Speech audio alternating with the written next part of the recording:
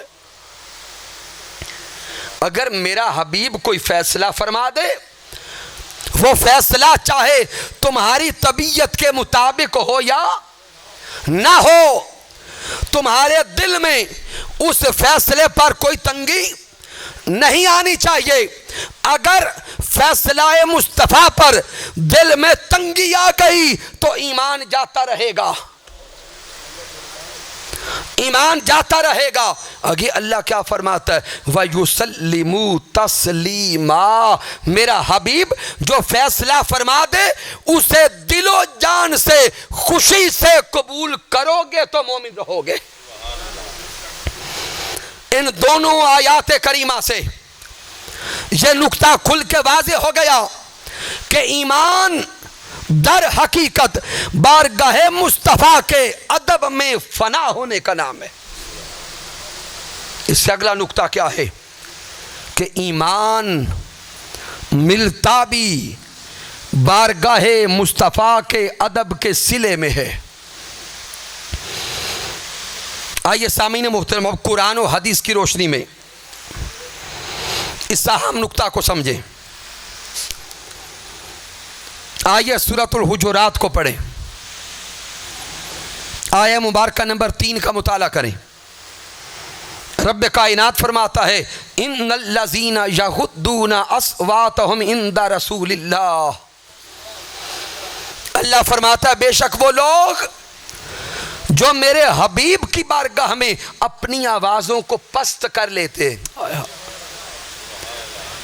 وہ لوگ جو میرے محبوب کی بارگاہ میں اپنی آوازوں کو پست کر لیتے ہیں، میرے محبوب کی بارگاہ میں سراپائے ادب بنتے ہیں، سراپائے عاجزی بنتے ہیں، سراپائے انکساری بنتے ہیں، جو در مصطفیٰ کا ادب اور احترام کرتے ہیں، اللہ فرماتا ہے اولئک الذین امتحن اللہ قلوبہم للتقوی، رب کائنات ان ادب کرنے والوں کے دلوں کو چنتا ہے، ان کے دلوں کو چن کر میرا اللہ خود ان کے دلوں میں تقوی کا نور سجا دیتا ہے۔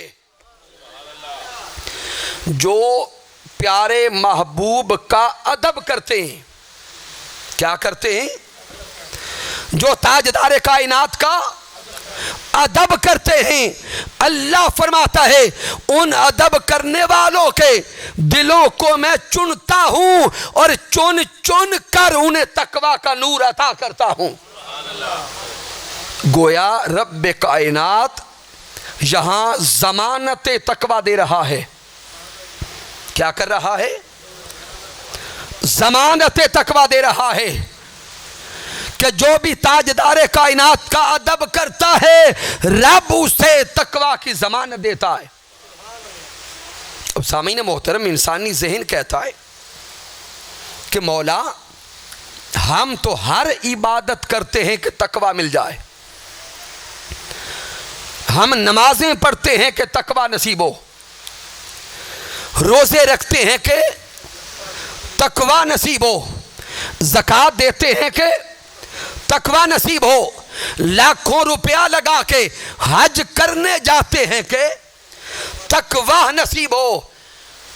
اب سامعین محترم، نماز، روزہ، زکوٰۃ، حج، یہ سارے کے سارے اعمال کر کے رب کائنات کی بارگاہ سے ضمانت تقوی نصیب نہیں ہوتی۔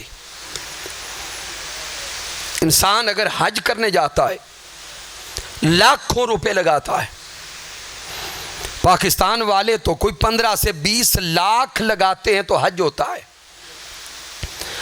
پھر جن کو حج کی سعادت نصیب ہوئی ان کو علم ہے کہ مناسک حج مکمل کرنا آسان نہیں ہے،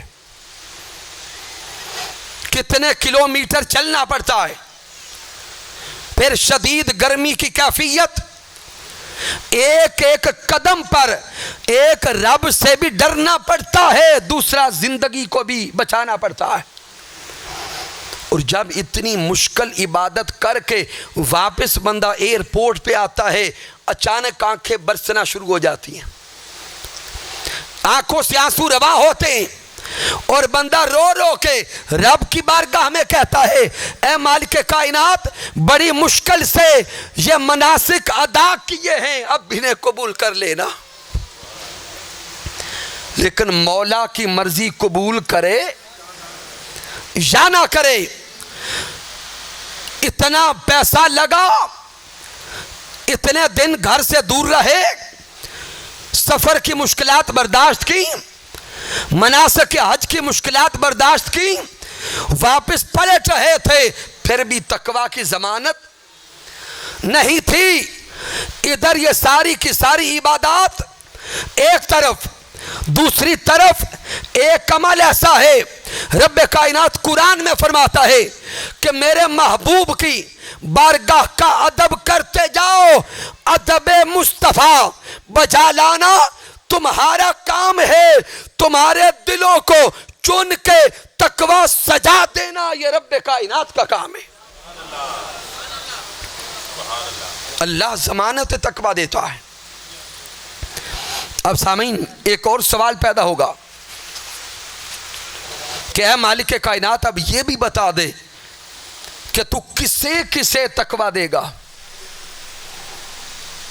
ان الذین یغضون اصواتهم عند رسول اللہ، مولا بتا کہ تیرے محبوب کی بارگاہ کا ادب جو کریں گے تو کیا ان میں سے صرف ایمان والوں کو ہی تقویٰ دے گا؟ تو اللہ فرماتا ہے نہیں۔ آیہ مبارکہ کے الفاظ پھر پڑھو، تو جب ہم نے پھر پڑھا تو اننا یہ آیا تاکید کے لیے،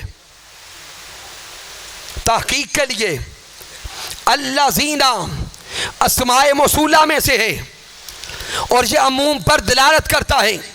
ان الذین یغضون اصواتهم عند رسول اللہ، رب فرماتا ہے کہ میرے مصطفیٰ کا ادب کوئی بھی کرے گا، اگر کافر ہوگا تب بھی، مشرک ہوگا تب بھی، یہودی ہوگا تب بھی، نصرانی ہوگا تب بھی، جو بھی میرے مصطفیٰ کا ادب کرے گا میں رب ہو کے اسے تقویٰ کا نور عطا کروں گا۔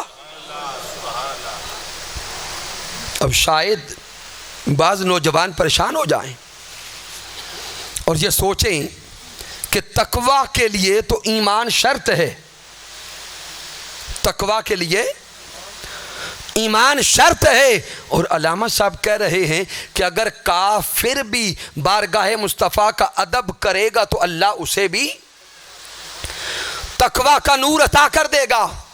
تو سامعین محترم اگلے کلمات کو توجہ سے سنیں، جو مومن ہوگا اور حضور کی بارگاہ کا ادب کرے گا رب کائنات اسے تو تقویٰ دے گا ہی، لیکن اگر کوئی کافر، کوئی مشرک، کوئی یہودی، کوئی عیسائی تاجدار کائنات کا ادب کرے گا مالک کائنات اس کافر کو پہلے ایمان کا نور دے گا، پھر اسے تقویٰ کی نعمت عطا کر دے گا۔ جو بھی حبیب کی بارگاہ کا ادب کرتا ہے رب کائنات اس ادب کے صلے میں اسے ایمان عطا کرتا ہے۔ آئیے سامعین یہ نکتہ قرآن و حدیث کی روشنی میں سمجھیں کہ بارگاہ نبوت کا ادب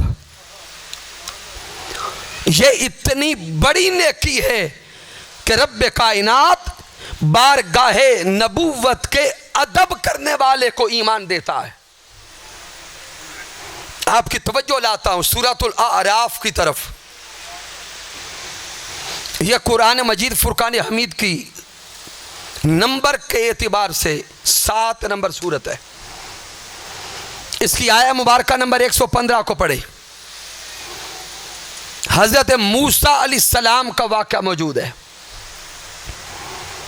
کہ جب یہودی، وہ جادوگر، وہ غیر مسلم، وہ مشرک، وہ جادوگر حضرت موسیٰ علیہ السلام کے مقابلے میں آئے، تو اب سامعین محترم وہ جادوگر آئے تھے موسیٰ علیہ السلام سے مقابلہ کرنے۔ کیا کرنے آئے تھے؟ مقابلہ کرنے۔ لیکن ان جادوگروں کی زبان سے ایک جملہ ادب کا نکلا. ان جادوگروں کی زبان سے صرف ایک جملہ ادب کا نکلا.